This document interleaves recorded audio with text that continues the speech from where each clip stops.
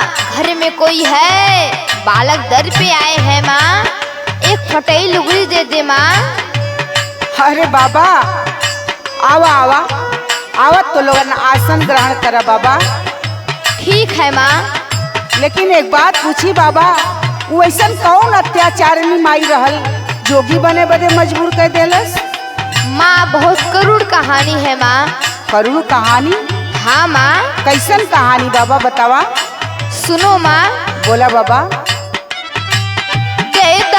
को फटहिलू गरियाए माता जी, जोगिया दुअरिया आइल बा।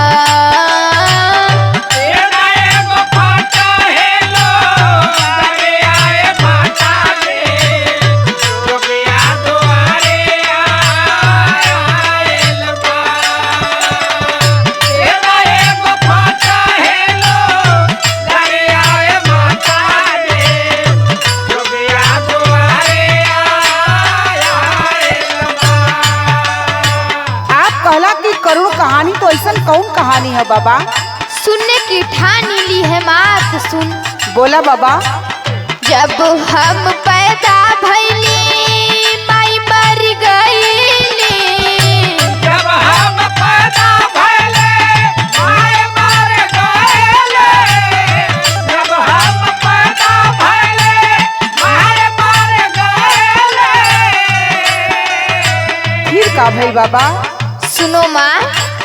आइल असगुनहा दादी बाबूजी से कहली, आइल असगुनहा दादी बाबूजी से कहली, आइल असगुनहा दादी बाबूजी से कहली। एमे तोहार कौन दोष रहल? माई मर गईली त का तोहरे दादी के भी तनिको दया ना लगल? नहीं माँ। और पिताजी क्या किए माँ सुन। बताओ बाबा। बाबूजी भी फेर लेना जरियाए माता जी, जोगिया दुअरिया आइल बा।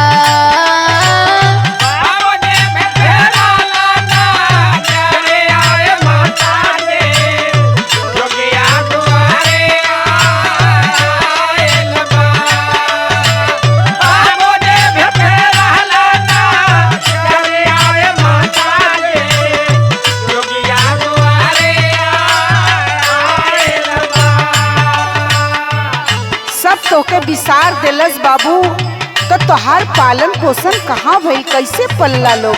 सुनो माँ। बोला।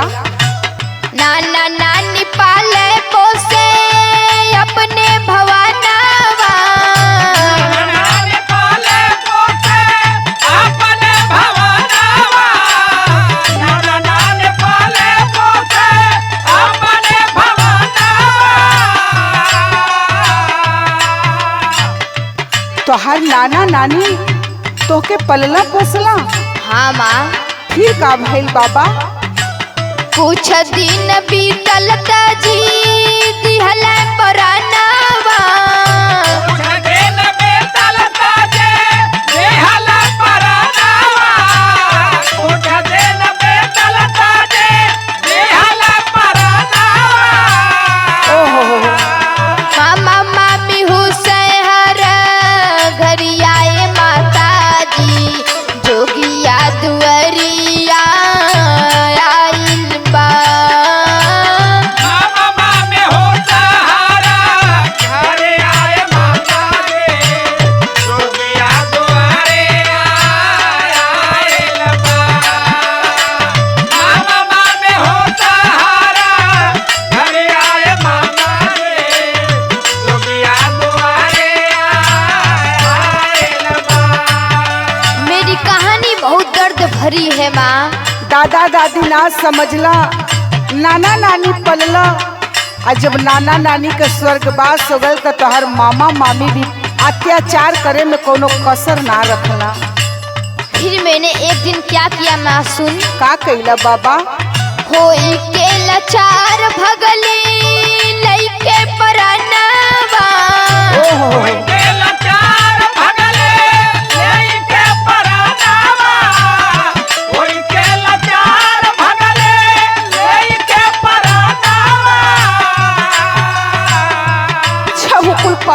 इतना अत्याचारी रहलन, तोरे संगे जुल्म पे जुल्म करत रहलन, आखिर मजबूर होके कोई का करी हो बाबा। हाँ माँ, जोगी बन ले आसू तो गोरखपुर धामावा। जोगी बनले आसो तोता गोरखपुर धामावा।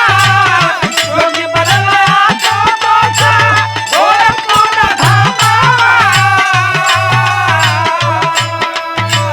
सिया राम रटी हर घर आए माता जी, जोगिया दुअरिया आइल बा।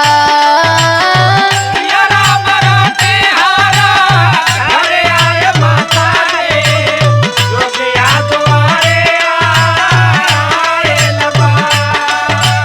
सिया राम रटे हारा घरे आए माता रे, जोगिया दुआरे आएल बा। सही कहत बा कि आपका कहानी वाकई बहुत करुण कहानी है। मुझे भी इच्छा दो माँ। ठीक है बाबा।